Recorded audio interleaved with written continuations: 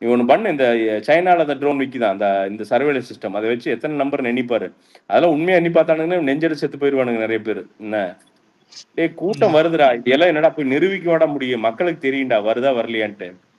என்ன நீங்களும் தான் ஸ்வீட் பாக்ஸ் கொடுத்தீங்க, மிச்சர் கொடுத்தீங்க, பையா வச்சீங்க. எவனா வந்தானா சிகப்பு சேரி வச்சீங்க, சுடிதார் வச்சீங்க. என்ன விட்டா நமக்கு வந்து பேண்ட் ஷர்ட்டை கூட தைச்சு தந்துருப்பாங்க. டெய்லரை வச்சு நீங்க வீட்டுக்கே போனா இங்க இருங்க டெய்லரை போடுற இங்கே அதுவும் கொடுத்துட்டாங்க. சுடிதார் கொடுத்தாங்க. அதுதான் ரைட்டு. சந்தோஷம். எனக்கு என்ன சந்தோஷம்னா பரவாயில்ல, அந்த சீலைக்காவது சீலை வித்துருக்குது. ஆல்ரெடியாவது ஒரு 10 பேர் சம்பாரிச்சிருப்பான். கடைசிக்கு உங்க மூலமா ஒருத்தன் சம்பாதிக்கிறானே, சந்தோஷமா இருக்குது. என்ன அப்போ நீங்க அவ்வளவு பண்ணீங்க. செந்தில் பாலாஜி இல்லாட்டி வந்து நம்ம கிட்ட கொண்டு வந்து காசை கொடுத்துட போறது அது கிடையாது. இப்படி செலவுன்னா பண்ணதுதான். அப்போ அவ்வளவு பண்ணீங்க. நீங்க நெஞ்சுக்கு நேர்மையா சொல்லுங்க. நான் இது வந்து திமுக உண்மையாலுமே எனக்கு வந்து திமுகவை நம்ம அபியூஸ் பண்ணியோ இல்ல தரம் தாழ்த்தியோ நம்ம எனக்கு ஒரு லாபமும் இல்ல. அவங்களே பண்ணிப்பாங்க.